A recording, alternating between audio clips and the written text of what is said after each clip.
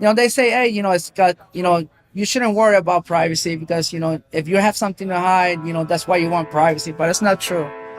Everybody should have privacy by default. Don't be afraid to get into privacy.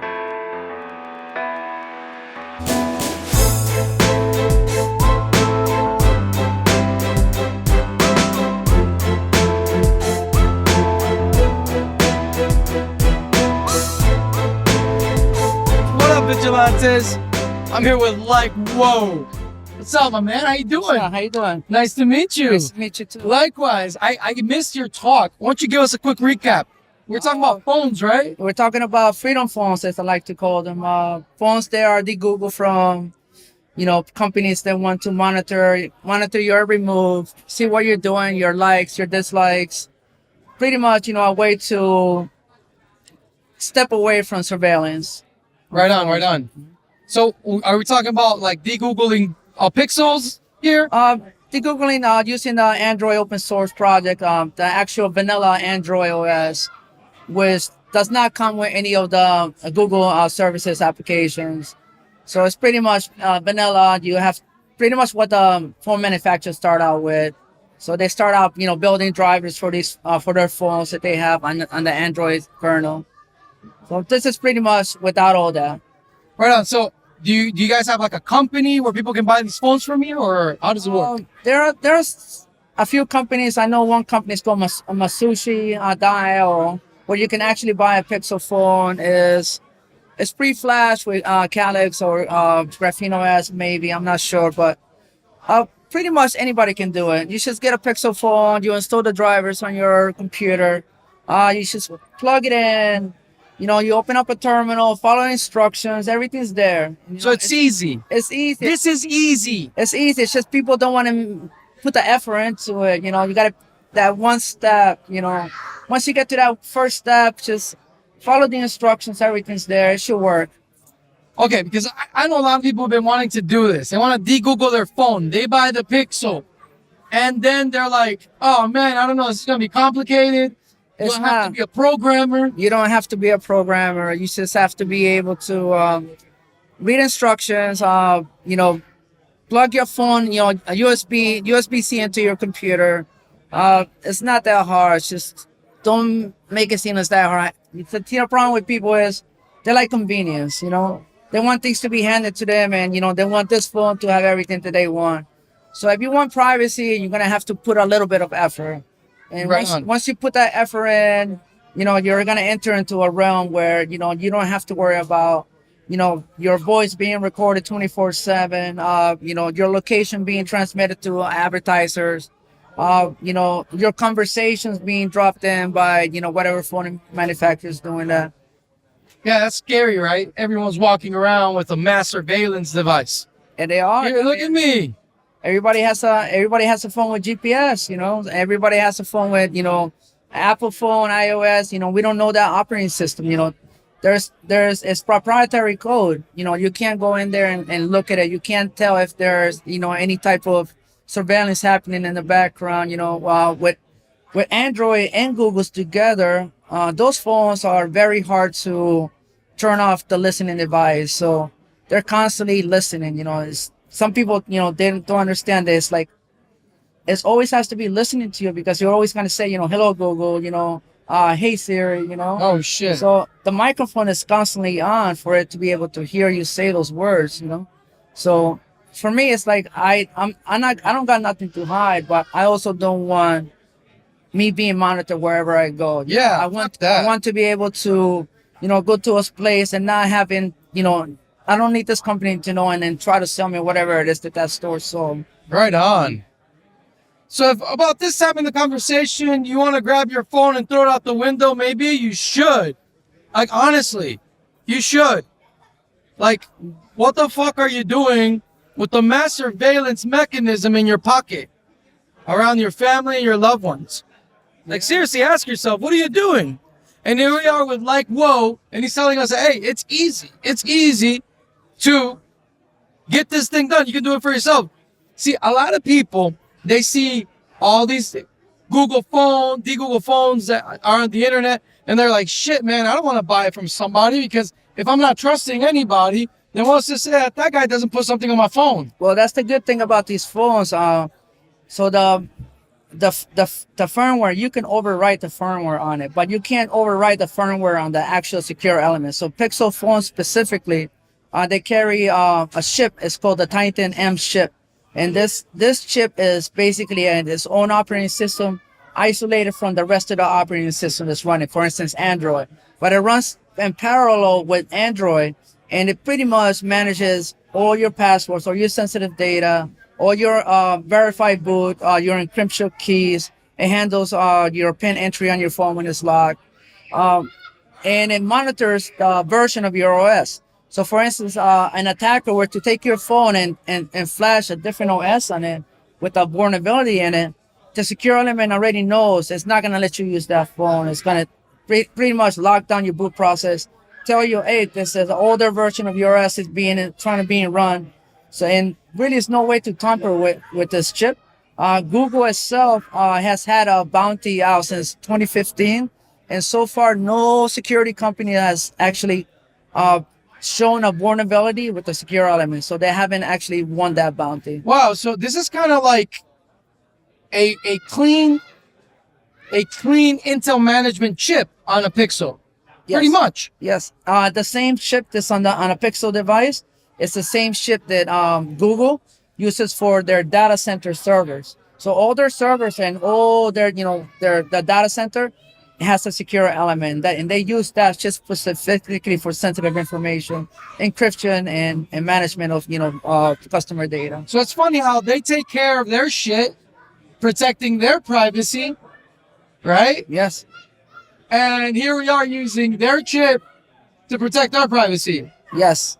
I mean, if they're using it, then they must know what they're doing, right? Right. So, but the thing is, you can have Android, but if you have Android with Google services, then you lose your privacy in that sense because Google is constantly, you're the product. They make money off you. If they know everything that you want, whatever that you like, don't like, where you're going, what you're buying, for how much, they're able to sell you things to their advertisers. So that's crazy. Wow, so how did you get into this world of phones? Pretty much, it's just a need for privacy. I do a lot of stuff in Linux, so I do a lot of infrastructure stuff, a lot of automation, and I focus on hardening the OS, working with network devices.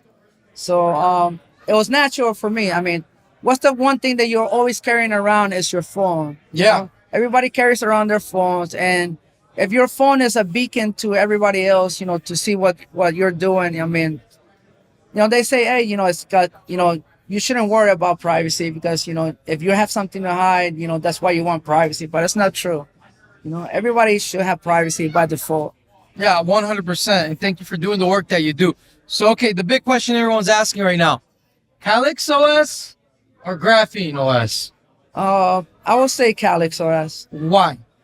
And what's the difference here? Because there's a lot of people that are like, they've never even heard of these names. Well, CalyxOS is not as hardened as GrapheneOS, in my opinion. So CalyxOS is more in tune to vanilla Android. So they follow the Android open source project very closely. What CalyxOS has is, they do have a bundle of their applications that comes with their run. So it's good for people who are not very technical, and it comes already prepared with a VPN. They have a built-in firewall. They have open GPP. They have a lot of different things that you can use. So Calyx is the way to go. Right, Calyx is good if you want to just have it as your cold storage kind of like device. Don't use it much. For daily driver, I mean, the last one that I used, I ran into a lot of bugs. I switched over to Calyx. This is on a Pixel 6, so it might have changed, from the time that I used it. But this was early on, so I give them that kind of credit. It was early on when it was available for the GrapheneOS. So maybe it had a lot of bugs into it, and I ran into but I switched over to Calyx. So I get a lot of people telling me like, dude, the best to use is a Pixel 4. Pixel 4, and I guess there's a market out there, and people are all like, Pixel 4, I need a Pixel 4 in order to do it. And I'm like, wait a minute. Online it says Pixel 6. is available. So you can do it on a Pixel 6. You can do it on any Pixel phone. You want it, the minimum you want right now is probably like a 4.8 minimum. Okay. If you're gonna do daily driver, I wouldn't suggest a 4.8. I would suggest a 5.8 and above. So well, a 4.8 you can do like, if you're not gonna use it much, it's gonna be your phone that has your Bitcoin wallet. It's a cold storage device. And you're not gonna use it much. You're not gonna install a ton of applications. So for me, Pixel 6 with CalyxOS is good.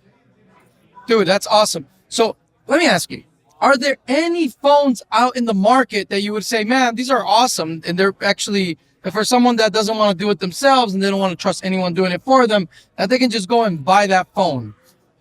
For me, I'm pretty sold on the secure element. So only Pixels have that. So I wouldn't buy other phones. Not even like the Purism? No? I haven't gotten really good feedback on that. But I mean, maybe that's just me. So, but I can't say I personally tried it. So I can't really give so much comment on that. So yeah, they even have their own operating system, correct? They do, yeah. And then there's also the Pine Tree. They have an Android fork, I think. Yeah. And then there's like the Pine 64. Pine 64, yeah. What other ones are there? That's supposed to be. Somebody was telling me about some e-phone. Forgot what it was called, but I'm probably gonna find them later on. They'll tell me. Okay, so you get your phone. Your Pixel 6. You install Graphene or CalyxOS, which you like more. How do you get a phone number? What's the next step? You get a phone number. You can buy one at try to go to a city, find one of those, Mint Mobile. You can go into T-Boost, those little side, mobile, small chain mobile centers. Or you can go to the airport and you can buy yourself a SIM card, So the whole point is you want to buy this SIM with cash, You don't want to give out your ID. You don't want to use your credit card. So in that sense, that's how you want to buy it. Because once you buy a SIM card that's already tied to your personality, to your identity, you're already throwing away all the privacy on that phone specifically. It doesn't mean that, you're going to be monitored or surveilled. It just means that, everything you're doing is already linked up to that. So buy a SIM card with cash. What if someone grabbed the SIM card and by mistake put it into their new Pixel 6? Is that Pixel 6 already tagged with that SIM card forever if you take it off? Yeah, once you put it in there, it's going to send a signal out. Okay. Yeah. Or try to register don't do yourself. Yeah. Yeah, don't put your old SIM card into your new Pixel. No, don't do that. Don't do that ever. Don't do that. Okay. Go buy a new one with cash. Yeah. Okay. Also, there's different types of SIM cards. Some SIM cards take more, they harness more information than others. Some SIM cards are more, from what I understand, more clean per se. Right? I don't know if I can answer that. No, I'm not sure. I just buy whatever SIM card I can get. I don't need much. Give me something that, it can last me a month. Something I can top off with cash also. What I'm saying is, is there a possibility of getting SIM swapped with the SIM card you bought at the airport? Well, the only way you can get SIM swap is somebody already knows your physical number, and they will have to. If you're buying that SIM card from the airport, it's not tied to you at all. So how is someone going to be able to SIM swap it? Who are they going to call and say, hey, I bought this SIM card? Maybe they can, kind of like, turn it off. But I've never heard of anything like that. I heard of people getting SIM swap, with like Verizon, AT&T, it happens a lot. So you buy a SIM at the airport. Who's your mobile carrier? But that's one thing about SIM swap. Yeah. Don't use any services that do two-factor authentication with SMS. Don't do that. No SMS. 2FA, guys. Yes. Not at all. Okay, so where do you actually get you get the SIM? So you're getting it. So for a phone company is going to give you a phone number when you buy that SIM. Yes. Okay, but I do know that there's you can get phone numbers in Russia, for example. There are places online. There's silent.link. They sell eSIMs. You can buy right now. Actually, they have US SIMs now, so you can buy like a SIM card from the UK, one from Europe somewhere, and you can have those numbers. If you're traveling, it makes sense to use them. But here for the United States, you can go into like any major city and you can buy a SIM card with cash. Right on. So okay, so you're into phones. What's next for you? Like, whoa, what's geeking you out? Now you already dominated phones. You understand phones. Where are you going to next? I'm going to build services. Nice. Build coin services. Doing some projects. So right now I'm part of the Ronin Dojo project. So Oh, nice. Bitcoin full node. They focus on Samurai Wallet. So that's my focus to work more in the Bitcoin community. Right on, man.